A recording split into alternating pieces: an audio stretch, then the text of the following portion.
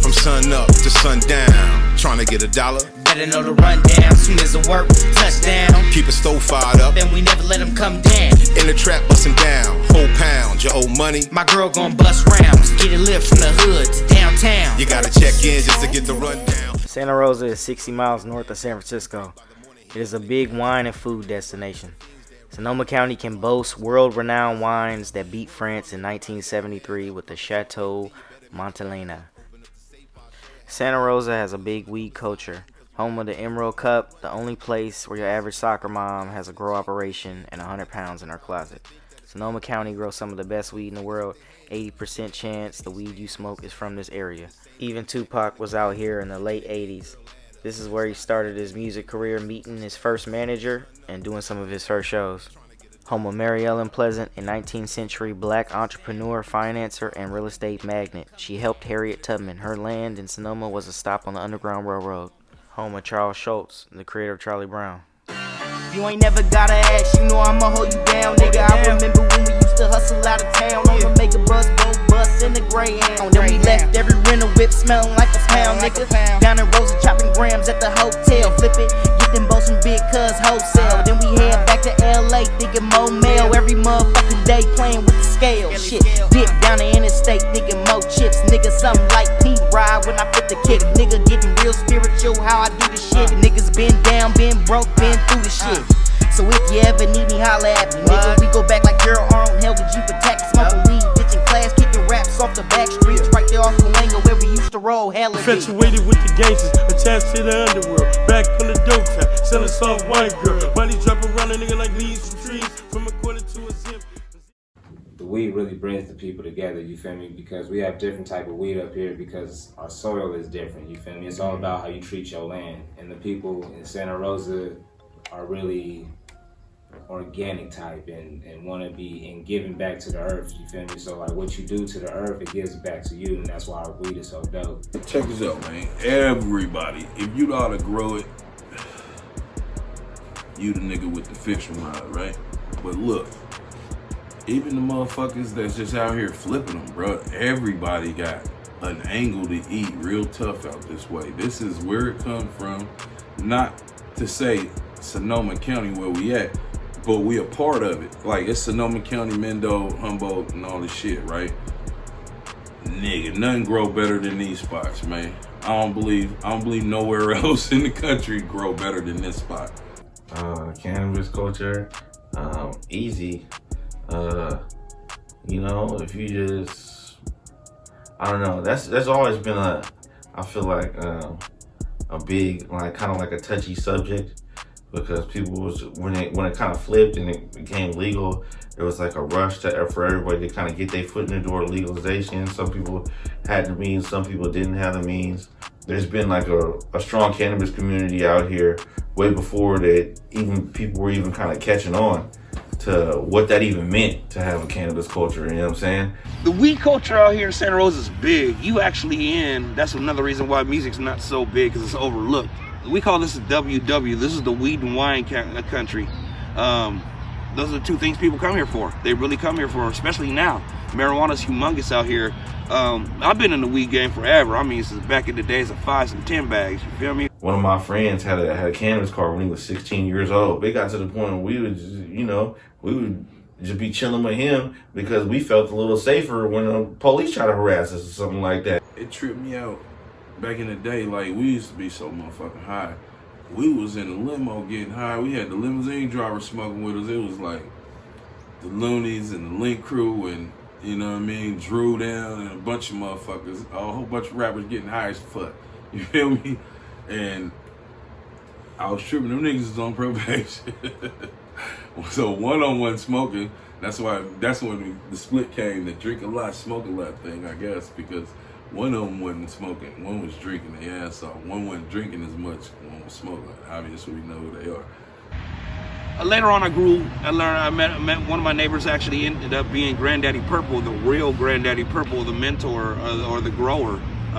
Ran into him, and he taught me a whole nother game of marijuana. Then me and my homeboy took that and ran with it. So now I have products and shit. I have clothing, I have muscle rubs, We do tinctures, we do bubble gum, we do Jolly Rancher style candies, CBD, CBNs, THC. Gonna get into juices, lemonades, watermelons, organic CBD lean, I should say. There's a lot of people are doing this cough syrup shit. Well, now they do a marijuana lean, and basically what it does is it helps you relax. Some people can't sleep, they have nausea, they can't eat, all that type of stuff. This is stuff that's good for you. I came from Hercules, you feel me, over there by Perinoni, Richmond and all that. So, especially when you cross the bridge, it's definitely different. And you try to look for people looking like you feel me? When you finally do, you migrate towards that direction, you feel me? Right now we at Slick Bridge, you feel me? We specialize in biz clothing, Mac Dre stuff, you feel me? Everything. We like to do stuff local, you feel me? We got 707, yeah, really, you feel me? We just specialize in hip hop clothing, you feel me? We're a home base for Santa Rosa. Whatever you doing in Santa Rosa that's really positive and making a name for yourself, you feel me? We doing that here, you feel me? We got the studio in the back that we give sometimes free studio time depending on your circumstances, you feel me? If you really trying to get on and you real hungry and you coming with a beat or something and you dope, I'll give you a couple hours. So it's really all about giving back to the community. Just gotta mix it up pretty good. Shit was a beat.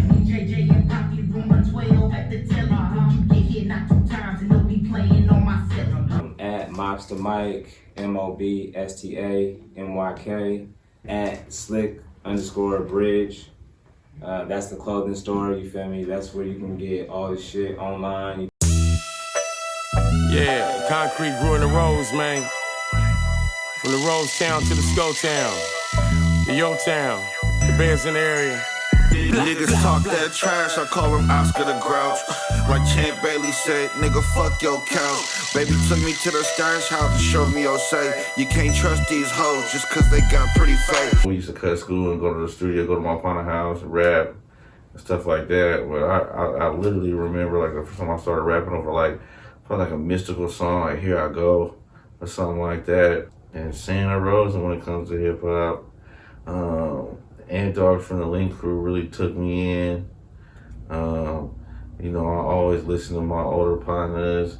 You know, King Yada kind of took me in. Everybody, you know, everybody kind of like tailored to Ray. I never really knew Ray Love like that still, you know what I'm saying? But, you know, just as being somebody that was kind of came out here from somewhere else and kind of made his way, was kind of rapping about the lifestyle. You know, he's one. It's a cat Lumbo. He always has something positive for me to, you know, kind of, he would be like, man, you gotta come dope. You can't just be coming like that, bro. You know what I'm saying? You gotta come dope, bro. You know what I'm saying? You can't just be coming with that whack shit. That shit ain't funny out here. I mean, as far as like the rap scene too, it's like a lot of people come to Santa Rosa too, and they, you know, they kind of come out here and like recharge. So yeah, like everybody rap about coming to Santa Rosa and make music. Like everybody passes through here at one point, going to the wine country, going up north, going to San Francisco, or just getting out the way from over there. You know what I'm saying? So you can ask anybody, like in the Bay Area, and you say Santa Rosa, and they like a light bulb gonna flash in their head, and they know what time it is. There's a real big food and wine, and that kind of ties in with the music too. You know what I'm saying? It's just the food, and wine, you know, the culture, just the area, the Bay Area culture. It's like some people don't even consider this the Bay Area. We consider it the North Bay Area. You know, we got our own bay. We got Bodega Bay. You know, we can get to the ocean in like 20 minutes. So, like, if they don't accept us for that, you know what I'm saying? And Petaluma, you know, it's like that touches, like the Delta touches out there. But, you know, I don't know, we take it what we can get, whatever. We accept it either way, you know what I'm saying? You know what I mean? At the end of the day, it's $1 million houses, multi-million-dollar houses out here, but it's also people just trying to get by on their hood, you know what I'm saying? But everybody kind of mingles, you know what I'm saying?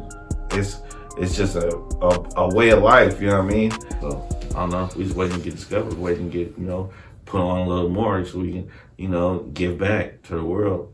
Our brand, yeah, I have a little movement. It's called 707 Supply. It's, you know, we got a little bit of everything. Yeah, we got all kind of designs, you know. We started out with this small 707 emoji we got here. With 707 supplies, it's, you know, it's a lifestyle, man. It's a real big area code, real big region. You know what I mean? It has to do with everything we talking about. You know what I'm saying? From pop to Santa Rosa to hip hop to music, promotions, clothing, etc., cannabis, all that. It all ties in. www.playerplay707.com is my website. That's where you can find a lot of my music, my videos, you know, my business. It's up there, you know. Let me think. You can get some 707 gear at Slick Bridge. It's at SLICKBRIDGE. It's Slick Bridge, the store me and my partners got our stuff in. You know what I mean? My partner's the owner, CEO. We got some new drops coming for you with collabs with some people I'm really excited for. I just threw a little bit of change into another little drop I got coming. Santa Rosa, California, Byron Diedrich, aka Cap B, capital B. Tupac's situation was a crazy situation. I actually listened to Tupac for probably like 6 months, 7 months beforehand, and I always liked his music, never knew who he was. But a couple of friends of mine were from Marin City, plus I have family in Marin City because my dad and them migrated there. Would send me Pac's music, and I'd listen to Pac's music. Well, we had a manager we ended up meeting a little on before that. Her name was Layla Steinberg. She found me, and this is weird, she found me in my driveway breakdancing. I was a breakdancer. Rolled up on me, said, hey, you're talented. You want to work? So we started working together, me, her, and my cousin. She found me and my cousin in my driveway, 922 Corby. So we started working with Layla, started doing dance shows and stuff like that. Well, in the process, Layla was putting together a rap group. The rap group happened to be some of my friends, well, a lot of my younger friends, which would be Ray Love, Mark Dorado, which is DJ Dizzy, and a couple other people from Santa Rosa. They actually were neighbors that lived on the street behind me. We all started working together, and then Layla would like the whole chemistry, so we put it all together with Ray Love, DJ Dizzy, and a couple other people. We had like the 90s rap group, dancers, DJ, MC. We felt like we needed one more MC, so we ended up getting Tupac, and Pac was one of the people that we kept hearing about around this area.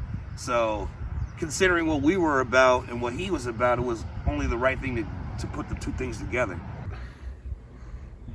It had to be around like 88, 89 when I met Pac.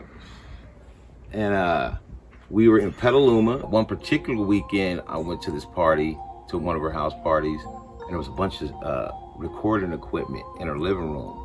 And I asked her, Sonia, whose stuff is this? She was like, oh, this is One Nation MCs. Ryan D, Clark Gable, Ryan D, Clark Gable, P.O. to the G.O., Pogo, Kendrick Wells, you know what I mean? Kendrick Wells did all the music. And so I was like, where they at? She was like, up in my bedroom, go check them out. So I went up her room. And this is the first time I really seen like it was Pac, but then it was like the jungle was like 50, 60 deep up in this room. You know what I mean? They was deep. Like you open the bedroom and you get hit with a blast of smoke, blah. You know what I mean? You see all these young niggas holding gallons of tequila, and first time I ever seen a blunt was with Pac. It's the first time I'd ever smoked a blunt was with Pac, which is a trip because I look at, like I heard a lot of I heard Snoop Dogg's interview and a lot of people's interviews. A lot of people was like, yeah, Pac was the first one to smoke a blunt with me. I was like, yeah, that's a hell of a trip, man. Cause he's the first person to smoke one with me. You know, did nigga bring this to the West Coast? Like, I bumped into Kenyatta. We dipped through the mall. We was walking and then bumped into Ray Love, and he was with Pac. And Pac was living with Ray Love at the time. So we went to say what's up to Ray, and that's when I got introduced to Pac. And it's crazy because me and Yada went home that night, got ready for the party because they was having a party they was inviting us to. And when I went back later that night, been by that nigga Ray Love side ever since. Cap B put me up for, he nominated me to be brought in. And Ray and Pac and Diz took me in, and like, man, I wasn't even a rapper at the time. And they made me a part of the actual rap group. You feel me? Because there was TMS, which was like the dancing clique that was Talking Much Shit, Too Many Styles, like whatever you can make for the acronym for that. And then like Strictly Dope, and then it was Strictly Dope, the rap group, and then it was Strictly Dope, the family. So all of us was Strictly Dope family, but as far as the rap group, it was Pac, Ray, Diz, and myself. Strictly Dope was the crew itself, but Strictly Dope really was the rapper and the DJ. So it would be Tupac, Ray Love, and DJ Dizzy was the Strictly Dope. Then the Strictly Dope crew, like the posse, was TMS, and that was Talking Maximum Shit or Too Much Soul. Depends on what crowd we was in. If it was like a white crowd, we say, oh yeah, we're Too Much Soul. When we was with the niggas, we'd be like, oh yeah, this TMS, Talking Too Much Maximum Shit. That's our group. But we was the hype guys. We was the dance crew. We was also the fucking bodyguards, because back then your posse would took care of you. It's like an NWA. Honestly, that was our whole image. We loved NWA, so we looked up to NWA, and that's how we rolled. We rolled like that between NWA and Public Enemy. That was us. Well, you ain't never had a friend like him. He said, I could go for that. Pac was somebody that like he wasn't your friend based on the surface shit. Like he was more or less your friend on like he was like a more of a spiritual friend, you know what I mean? Like he'd get personal with you on a one-on-one, but then it was more, he'll put things more on like a global level, you know what I mean? Or more of a community level, where it's like, yeah, you going through whatever you going through in life, woo woo, but it affects everybody in the neighborhood, you know what I mean? You a black man, it's going down, we gotta help you, and then, you know what I mean? And Pac was somebody that cared not just about every individual, but he was like more or less just on the community and the world at large. Man, first and foremost, honest as fuck.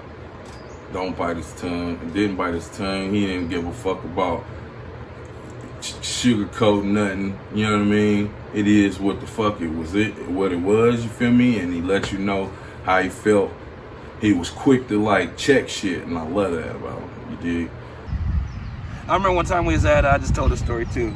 We was somewhere, and he told a girl ahead of time, don't be prejudiced, or don't act prejudiced, or some shit like that. He told her, but they was talking about something, and they kind of got into a racial situation. And I was like, I'm gonna shake my head, because I already know him. I know him through and through.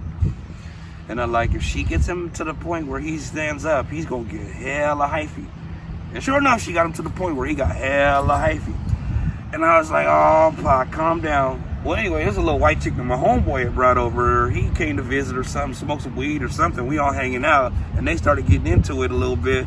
Well, somehow they got into it, and she said something crazy to him, and he stood up. And she said something, but she went to walk out the door, and he said something to her. She said, you fucking nigger. I said, uh-oh. Worst thing you could have said to Tupac. She took out the door. He chased her down out the door and down the sidewalk. And as he's running, the bitch is running at the same time. She can't stop. This nigga comes like this and just BAP! The bitch just falls over on her face. BAP! I said, oh, fuck. He said, I told your ass, don't ever call me that again. I was like, damn. But yeah, that was one of the funniest things ever, because here you are with a political ass nigga. She knew it, and she went on ahead and called him out his name. He was having some issues out his way, which made it cool for him to come up here and start getting it in the studio out here. Santa Rosa, right by downtown. We was like a street up from the old Acapulcos they called Chrome Lotus at one point. We used to throw the craziest, dumbest parties in there, cuss the police out, sing fuck the police in their face, slam the door on them. We was some little young motherfuckers with mouthpiece. We really wasn't pushing no drugs and shit like that, you know what I mean? At the time, we wasn't fucking with it like that. We was on some mouthpiece shit. We was macking chicks that worked at the mall. And we would eat every day fucking with them broads, you feel me? They would feed us. We sent on hella girls up at the mall, right? At the Santa Rosa Plaza. And we ate 90% of our time up in that mall, because we knew somebody at all times that worked up in the mall in the food court. And when we got hungry, we went up there and just toe up that food court, you know what I mean? Let's get there, get free potatoes here, and all kind of shit, right? Bro, I still ask myself today, how the fuck do we survive? I don't really even know. We were so lucky to be evil, I don't know. We do people in the mall, they give us free food. You know what I'm saying? We have people that want to just hang out, they buy us alcohol. Somehow we ended up with weed in the day. We survived every day with not really knowing how we survived. I'm like, I don't know. It was just in the blood. We knew how to get around, and it worked. And I could never take nothing away from that. It just worked. We all lived at Ray Spot. That nigga grandmama got him a unit, like when he was like 17 and shit. You feel me? And I don't know, the nigga was smart, so he was like over at the JC early. So he had his own spot. It was like, you know what I mean? I left for the party, went there, kicked it, and never left. I ended up staying from that moment on. And then my little cousin, he had something happen with him in his place, and we ended up taking my little cousin in. So it was like a 1-bedroom spot with Pac, Ray, myself, and my little cousin James Brown. We fought a bunch of cowboys. There's probably maybe 6 or 7 of us. And there was probably about, I don't know, I swear there was about 50 of them dudes. We had a fucking brawl with like 8 of us against 30 motherfuckers at a house party. And they weren't even tripping on it. They just surrounded us and just looking at us like, y'all really want to do this? Pac started it, right? Socked one of the niggas, and it was like, y'all forcing us to get busy. And that was my partner, Amanel was alive for that, man. R.I.P. to my bruh, man. Amanel, Yada, and the homie Charlie, and another motherfucker was getting jumped by these fools. I guess as they was walking by and go drink at the school or some shit, right? They get jumped by these motherfuckers at a house party. They come running around the block, because it was like a street over. They come running around the block. We see them, they like, yeah, man, these motherfuckers jumped us. So we get geared up and go over there, knock on the door, you feel me? And like a whole party of motherfuckers start coming out in the parking lot. So we just start whooping them. Nell had a beer. He was like, what, you scared to put the bottle down? I was looked at him, looked at the bottle, set the bottle down, and just yacked him and knocked him out. Police came, we all scattered running, right? We get back to the house, we get in the house, right? We start getting undressed, laying down like we was all sleeping, right? And the police come. It was a white dude with a stick. It was like a stick, that one of them thick ones that would go on like a stool or something. Mm-hmm. And he had it, and Pot yanked it from him and started whooping him with it. Yada socking people, Ray socking people. I had a knife, but I put it in my pocket and started socking people. We whooped their ass, took off back around the corner to the house. They called the police. The police came to our building, chasing behind one scraggler who was hella slow. So these motherfuckers come to the house and start questioning us and shit. But now when we get to the house, I'm like, nigga, take off all your shit. You know what I mean? Put on different shit. Hey, it was bitches at the house when they came to get us, right? So niggas is laying in the bed with the bitches acting like we never left the house. The police like, nah, they don't look like it would be them. They all undressed and kicking them girls. That's what we was doing, man. So, you know. Then they have us come out to do a lineup. White boys knew it was us. They said no on some G shit. I give them that. Didn't take us down. The shit was just hella funny, because then Pac sitting there, he won the nigga should have won a motherfucking award, an Oscar for the performance he gave. They come in, they tripping. Now, mind you, he been on tour, so he's got like a whole wall full of fucking Yo and TV raps. Every artist in the industry he done came in contact with, he got flicks with. You feel me? The wall is just painted full of pics and shit. It look like Yo Rap's lineup for the past 3 years and some shit. Anyway, man, the Rollers is like intrigued. They tripping like, you're who? Oh man, I think we might have heard of you. And like he had them going so tough that they just said, fuck the little investigation, and started getting autographs and shit. You feel me? And it was just hella cool that the motherfuckers left us the fuck alone after that, nigga. I always knew Pac was gonna be big. But I knew Pac was big when I heard, what was it? I Get Around. Oh yeah. Round and round we go. I get around. And there's another one. There's another one that he was writing when he was around me. I can't remember the name of it. Some of the songs that he's written or came out, some of the lyrics that he wrote in my house. I trip out when I hear him. I'm like, I remember when he wrote that. And he took it and put it in another song. We would go to like Shock and them house, go out in Oakland, hang out with Mopreme. Mopreme actually at the time had a song with Tony on it. Mopreme hit a rhyme a cappella, you feel me? That's Pac's brother. That's the first time I met Mo. It was like we took a ride out to Oakland and shit. Gotta check the parameters, man. Going and meeting Shock and everybody, seeing that everybody was serious about it. They was doing this record, Tupacalypse Now, and I was hearing the music and I'm like, okay. And then I'm hearing the shit he started writing, you know what I mean, that he was in there writing, and I'm starting to hear it now, and I'm like, okay, yeah, definitely. But the thing that could be said the same is for Ray Love too, cause that nigga, I told you like this, man, Ray Love's my favorite motherfucking rapper, nigga. For real. He was my favorite lyricist because he would bring you conscious shit with street shit, and it just made so much sense. And it was entertaining and educating. And that's what I dug, you feel me?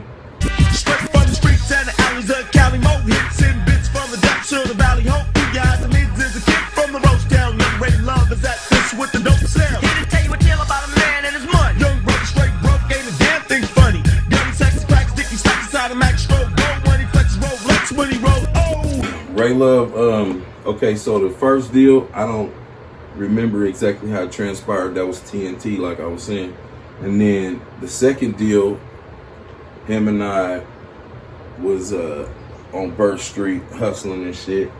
And then the homie came by. I ended up going to do some shit, and the homie Los came by. Mac Drake cousin came and picked him up to take him to Vallejo. He was like, I'm finna introduce you to Kyrie and the Mac and them.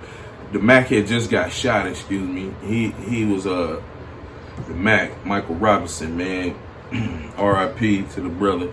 He was killed in case of mistaken identity in Vallejo. They went from that funeral, spoke with Kyrie. Kyrie was on the way out of town, got back at us a couple weeks later when he came back. We shot out there, Ray and myself, and went and fucked with him, and Ray ended up doing like 2 songs, one with Dre and then another one with Dre and Coolio on it. Coolio the underdog now. And that's how it all began. And so we started fucking with Strictly Business Records. They started hearing Ray shit. They was loving it, signed him up. We took a trip to New York, was pushing out there. You feel me? Like we just was going around everywhere promoting our asses off. Some shit happened and Ray Love ended up in trouble for a second. So I was lingering around the town. Niggas was happy. I was alone. Looking at me like, where your people at now, nigga? I go to a concert in Richmond, and Pac was performing. He had Biggie with him. Biggie used to be Thug Life, niggas don't know. And I chopped it up with him at the end of the shit. But it would be like 3 more years before we all connect again. Ray come home. We down in LA shooting shit for the Forever Hustling record. The definition of a hustler. Young nigga with so much game, gotta get my fatty ride. Killer Cali in the alley, nigga, you ready ride? To soak this game I'm about to give. Do you wanna live? The definition of a hustler, nigga, from sun up to sundown. Label me kingpin, cause the young black brother deserves a crown for handling his business in any sticky situation. Whether it's po-pos or they don't know that I be facing. The body as a hustler dash, young nigga smuggling cash. How I'm on some window ash, got 50 grand up in my stash. Got homies that'll kill your ass, fucking up they petty fast. So came at a young age, that type of hustler just don't last regardless how the next be. Get your man, he decided he wanted to direct Maul and Ray video. So he ended up in 3 days shooting, directing 2 videos. A day for Maul and 2 days for Ray Love.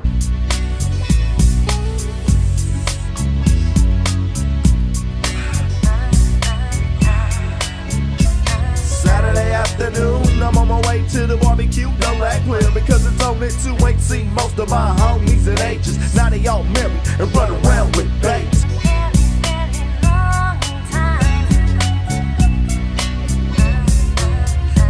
trip to the lake if you will. Shine up the goins, I got a little time to kill. Hear the sound of a dog bark, and it brings back the memories of days in the Southport. He also came to Vallejo a few times to fuck with us. Kyrie was doing some music for him. He loved it that Young D-Boys selling cocaine as usual beat. He was like, nigga, I want some music. Last time I had seen Pac and actually verbally spoke to him was a concert in Richmond. It was Ghetto Boys, Second to None, AMG, DJ Quick, right? And it was at the Richmond like convention center or something. And Pac was standing out front of the convention center. And he was out there like right where the crowd, like the people in line were on the wall, and he was like standing right here, right? And so I noticed him, and Pac, he had noticed me, right? Pac. He looked, oh nigga, and he walked over to the crowd, people in line. You know what I mean? Then you forget, you know what I mean? Like, oh yeah, this nigga famous. I forget Pac is on this. Nigga, what's up? I'm talking to him. Yeah, and then what we talked about, because I just got, it was weird, because I just got out of juvenile hall. That's what's crazy. I keep forgetting, it was hella young. So I just got out of juvenile hall. TJ Green, rest in peace. He was murdered by the Roanoke Park police. JC Tatum. Green was out of Marina City. And Pac was out of Marina City, okay? So I was in juvenile hall with Green, and then me and Green were always close anyway. And so I remember when I was leaving juvenile hall, Green had said, yeah, you see Pac out there, nigga, tell him. I said, what up? So then we went to this concert, and I seen him. I said, hey, Green said, what's up? He said, oh, that nigga was, like, you could just tell he was like, oh, this, you know what I mean? Like, my old school niggas there. He's like, yeah, to everybody. I said, what's up, man? Whoop, whoop, whoop. But that was the last time I seen him. And then the place got shot up. Yeah, this is this craziest concert shit. Like, I seen Pac. It was crazy because, like, right after we had, yeah, all right, man, gave each other dap, and we went on our way. That motherfucker got shot up. The whole place. Everybody running, screaming. Yeah. Shit, the last time we talked, it's been a while. Probably right before Me Against the World. Just life in itself. He was trying to still be happy and just trying to make it through life. Life was different for him because now he's a star. I don't know, he always still reached out to a lot of us. I feel that I had somewhat of a better relationship with Pac than most, because I always remember him calling me when he came back to this area and always saying, hey, what's up? What are you doing? I want to come by and check you out. And then I'd be like, okay. I mean, this is after movies, shit like that. He pulling up on me. He decked out. Here I am, working a 9 to 5, driving a bucket. He didn't give a fuck. Come pick me up in your bucket. Let's smoke some weed. Let's ride around Santa Rosa and just bullshit. And that's what we did. He never changed on me. I'll say that. I know that a lot of things came to him. I mean, because I had other people of mine tell me that there's a little things that they didn't like about him afterwards, but he never changed on me. He always was Tupac to me. He always was the dude I met the first day. 95. Or was it late 94? No, it was 95. That's when we were shooting the video. That's the last time I actually spoke with him. And then he went to jail. He was fighting 11 felonies that day. When we talked to him, he was like, nigga, I'm fighting 11 felonies. They wanted his head. Honestly, two of my most favorite Tupac songs, well, fuck, there's a lot, bro. But if I want to really feel Pac, Breathing is one of my number ones. I love Breathing because I just feel him. Last motherfucker breathing. That's Pac. Stress, butts are free. That's the one right there. And then the other one is Crazy. Machiavelli. Crazy is the hardest shit in the world. But my ultimate favorite album from Tupac, and I could never take away from nothing, is Me Against the World, is because I felt that's the most passionate album that Tupac ever put out. That's Tupac. That's really him. If you ever want to know Tupac, sit back and listen to that album, because that's him in his most vulnerable time. You know what I'm saying? He's going through a lot of the shit in life. He's stressed out. He's feeling emotional. He's telling you all kinds of shit. And a lot of people didn't take that album that way. But when I sit back and listen to that album, that's his diary. Well, it's safe to say Santa Rosa is a cool place with rich history, music culture, weed culture, food and wine culture. and it's where the runaway slaves went. Big shout out to all my fan bam in Santa Rosa. Appreciate y'all. From sun up to sundown, trying to get $1. Better know the rundown, soon as the work, touchdown. Keep a stove fired up, then we never let them come down. In the trap bustin' down, whole pound, your old money. My girl gon' bust rounds, get it lit from the hood to downtown. You gotta check in just to get the rundown. I front works in the running with it bagged up, and pray by the morning here 100 grams up. A bag of ready rock for the fiends that ran up. For every car that passed by, I kept a pants leg up. Where I'm from, everybody got a man up. Pockets on empty, you better make it add up. Open up the safe, I'll show you how to stack up. Them boys on the other side hating cause we back up. You wanna know the rundown, you better get your ass up. You're giving up names to the Jake when they jammed up. Niggas that you ride with, you think that'll stand up. Be in the courtroom, point fingers with their hand up. They mad and they can't stand us. They broke in the same hood, we stack 100 grand up. And they main girl at us. Sliding in our DMs, they wanna hustle with some status. From sun up to sundown, trying to get $1. Better know the rundown, soon as the work, touchdown. Keep a stove fired up, then we never let them come down. In the trap bustin' down, whole pound, your old money. My girl gon' bust rounds, get it lit from the hood to downtown. You gotta check in just to get the rundown. Yeah, concrete grew in the Rose, man. From the Rose Town to the Skull Town, the Yo Town, the Bears in the area. Shout out to Scarface, what's up, Brad?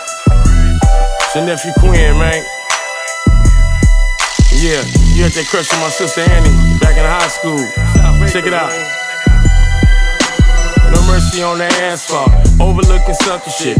Murder over trash talk, my youngins they be snuffing shit. You look like a lollipop, everybody wanna taste. Before we seen the body drop, we skirted towards the getaway. Casing out the check cashing, tech blasting. Grab the manager, fill the duffel up with cash in. We had the cash in, new coops cashing out. Young thought, head doctor, face up, ass out, huh?